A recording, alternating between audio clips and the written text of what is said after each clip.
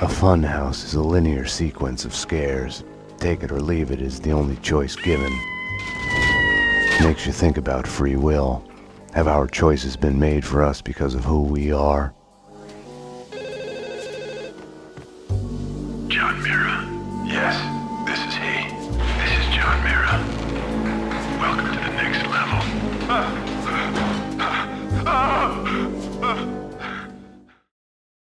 I've noticed something about my passing thoughts videos.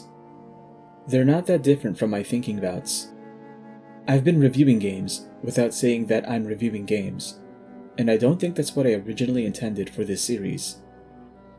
Going forward, I plan on using passing thoughts to focus on a specific aspect of video games, instead of making it another review. To start off on the right foot, I want to talk about my favorite level in Max Payne 2. The Address Unknown Haunted House exhibit. Max Payne 2's story is broken up into several parts, with each part comprised of several chapters. Part 1, Chapter 6, is called A Linear Sequence of Scares. The chapter title takes on two meanings. The first meaning refers to the literal experience of walking through a haunted house exhibit and confronting the plywood jump scares that pop out around every corner. I hate this. I hate this. I'm not going in there. Come on, you baby. This is just like a ghost train for kiddies. Ooh, they're coming for us. Help. We're doomed. Attack of the badly drawn cardboard badasses. I'm telling you, I got a bad feeling about this. I'll hold your hand. Drive all the scary monsters away. I feel so much better already. The second meaning refers to the existential dread of lacking free will. After the events of the first game, Max finds out that the woman he had a mild crush on didn't actually die, and is in fact running around New York as an assassin. He goes off to meet with Mona at her hideout, an abandoned haunted house exhibit based on a show within the game, Address Unknown. What I love about Max Payne 2 is how it uses the fictional shows in its setting as narrative devices to comment on the events occurring in the game. Oh, don't go, God, Jared, baby! No!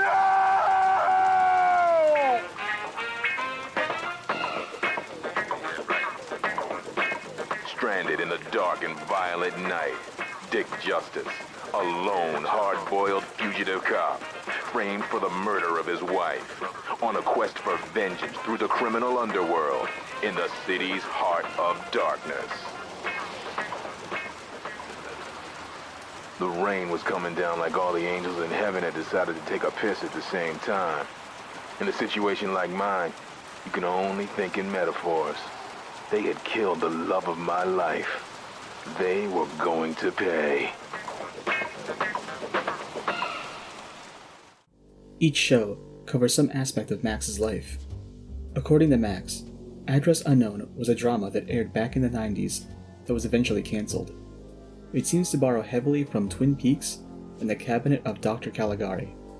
The main character of the story is hell-bent on finding John Mira, the serial killer who is running rampant in New York City. The big twist of the show is that the main character learns that he's actually John Mira and is actually a patient in an insane ward. Or is he? This is so cool. Best show ever. The hero chases his serial killer, John Mira, and in the end, he's in this insane asylum toilet, and he looks in the mirror and sees the killer there. See, he's in the John, and he looks in the mirror, so it's like John Mira, and he's the killer himself. Hey, I haven't seen it. Now you spoiled it. Thanks a lot. You haven't seen it? You haven't seen it? You have to see it. I can lend you the DVD, and they still have this cool website. You have to see it. Yeah, but watch it with the spoilers. Ah! The defunct haunted house, based on the show, is my favorite level in Max Payne 2. Despite being a third-person shooter, there is absolutely no combat during a linear sequence of scares. It's basically a walking simulator. That's an intentional design decision, by the way. When you're in the middle of a gunfight, you're operating on reflexes and not taking in your surroundings. By removing combat, the game forces you to process the environment and think about the importance of the imagery that's in your face. I love how meta this entire sequence is. You're going through a haunted house based off of a TV series in a video game. Everything about this level suggests things that happen in the show that you never actually witness, but the imagery is so vivid and the concept is so fully formed that it doesn't need context. The level starts out looking like a plywood facsimile of an average city at street level, but the further Max presses on, the more the reality of the setting starts to melt away. There's a lot of great transitions that separate the mundane parts of the setting from the psychological parts. Special mention goes to the spinning void that can be disorienting at the right camera angle. What's cool about all of this is that the iconography of the show bears a strong resemblance to the things that have affected Max's life in the previous game. The syringe full of green liquid, representing the drugs that the doctors use to keep Mira docile, looks like Valkyr, the drug that set off the events of the first game. The show even quotes the line that Jack Lupino used to chant before you fought him at Ragnarok. The flesh of fallen angels. Hell, the entire premise of the show and the conceit of the exhibit is a callback to the drug trips that Max would experience in the first game after getting drugged with Valkyr. What makes this level so unique to me is how far the game goes to highlight the artificiality of the environment.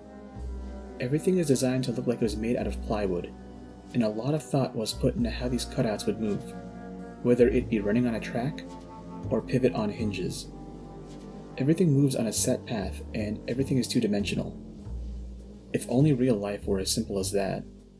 Your past has a way of sneaking up on you. You'll hear broken echoes of it everywhere, like a bad replay. You get mad at everybody for reminding you about it, even if it's all in your head.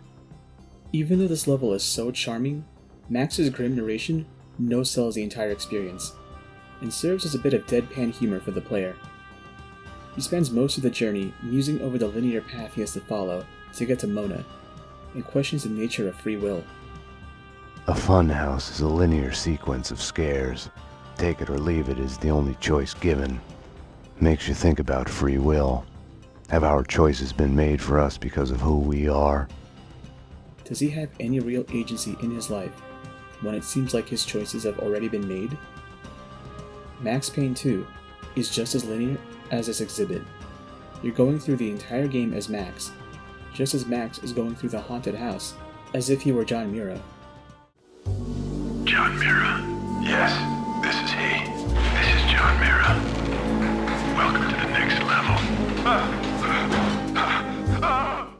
Does Max have any real control in his life when you're the one dictating where he goes?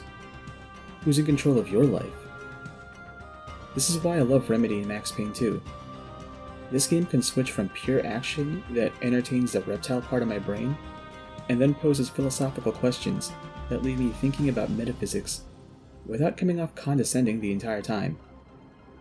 And it's not some grand thesis that the game wants to explore either. It's just some food for thought that you chew on as you make your way to the next plot point. At the end of the trip, Max finds a hole in the plywood walls of the setting, a diegetic portal into the third dimension. Even though he's found a way out, Max is still thinking about whether he really has any free will as he sneaks into Mona's hideout. Mona's door was locked. I could have knocked, but I felt an urge to snoop around more, keep acting paranoid. I pretended I had a choice in the matter. A couple chapters later, this level turns into another shootout arena and loses that magic. But in this moment, it's a great example of how a video game can use level design, environment art, and strong writing to make a meta commentary on the linear nature of its gameplay by forcing the player to walk through an explicitly linear segment.